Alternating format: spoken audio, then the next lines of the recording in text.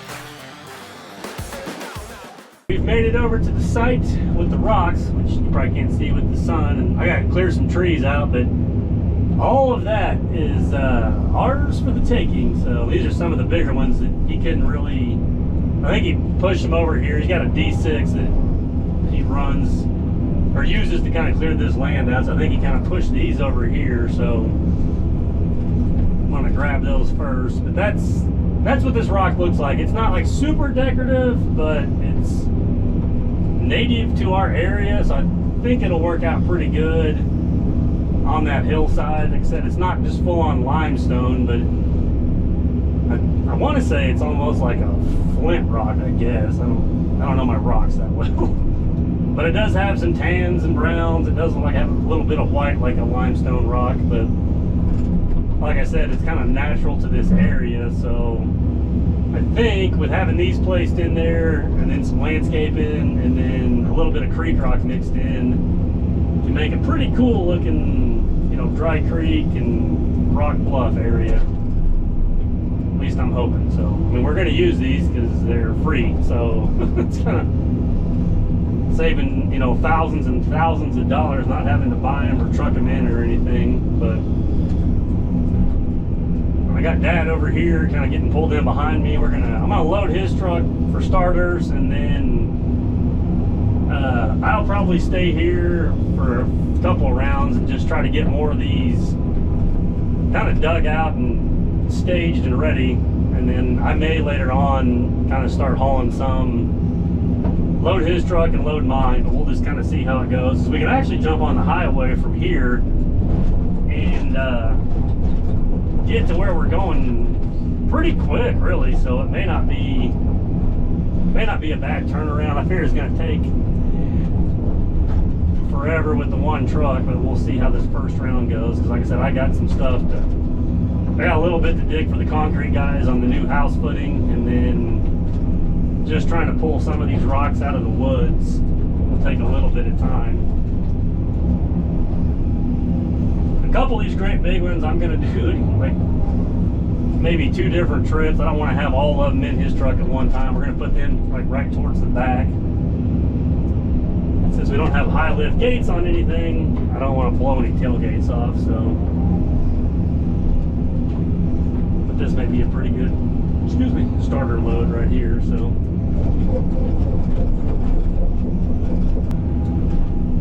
Let me grab it like that. That may be a better. Instead of trying to grab it flat, I don't want it's like a massive rock.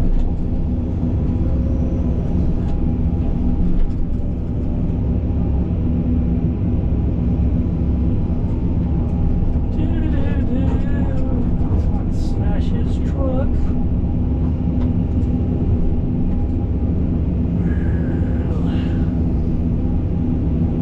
It looks so much bigger when you're trying to lower it in the back of the truck.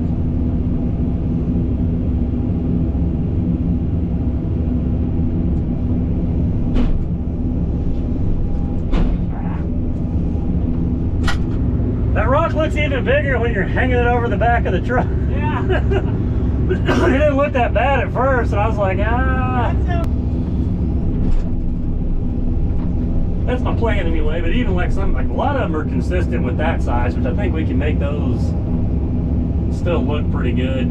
Kind of sticking them out of the hill in various places, or even throwing some in the creek. So I'm a lot more excited now after getting over here and kind of seeing some more of these. It's been like a week or so since I looked at them and talked to the landowner, so I feel like we can do some pretty cool stuff with these bigger rocks if I don't.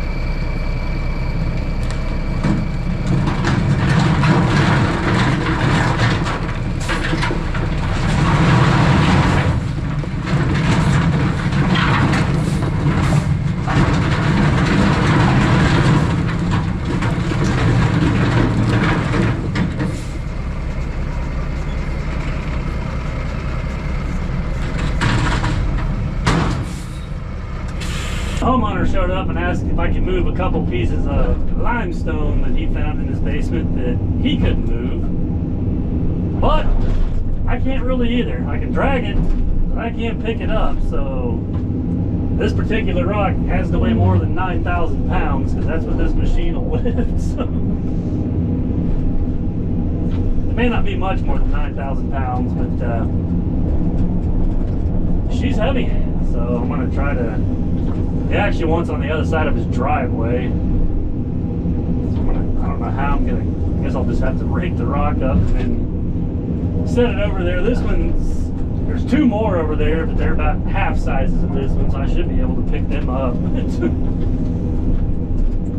didn't realize it was one rock till I got over there, but...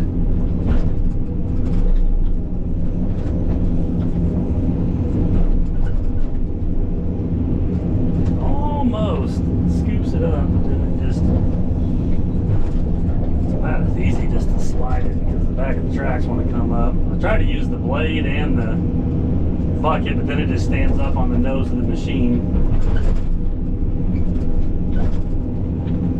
So close.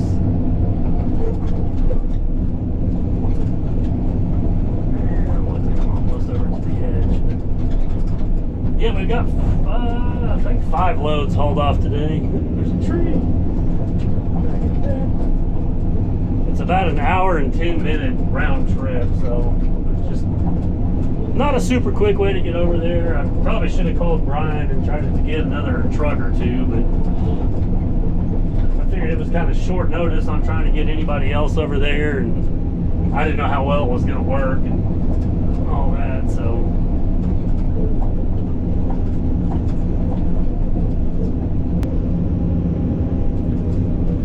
Maybe if I can kind of spin it.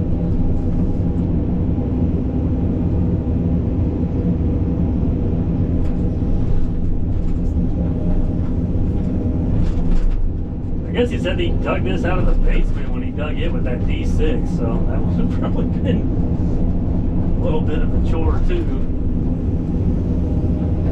It's just gonna mess up the driveway. I don't really know how else to go about it.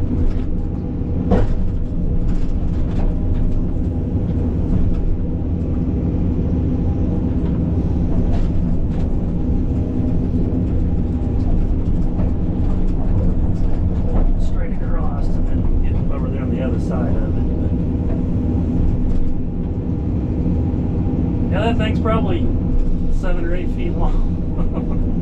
That is a big chunk of limestone right there. They may want to put it in front of his house, he said, in the front porch or the side of it or something, but it's kind of was in the way where it was at, so.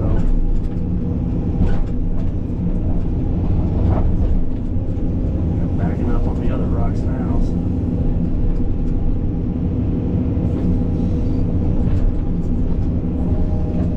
Yeah, this is a big one for the old 2150. Break that end off either.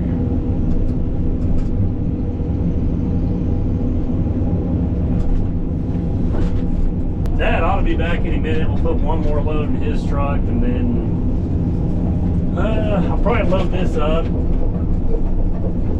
And then I'm hoping tomorrow I kind of start setting some of those rocks. I mean, I'll have 6 loads over there to work with. We're going to need some more, but we got a bunch of rain coming in Wednesday night to Saturday, so I'd like to get some of those rocks placed and kind of where they can see how that's going to kind of look and stuff, and then I'll have to come up with a day to come back over here and haul out some more, but I got a good start of material and stuff over there, so. These are still pretty big, but I should be able to, I'd say that, I should be able to pick them up. So yeah, this one's not too bad.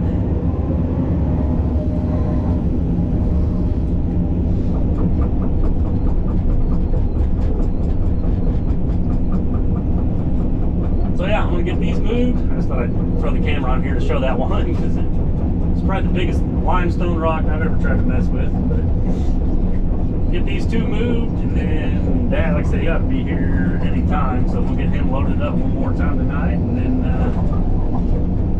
yeah, probably be done over here for this round, and then let's probably see you guys tomorrow back over there trying to place some rocks.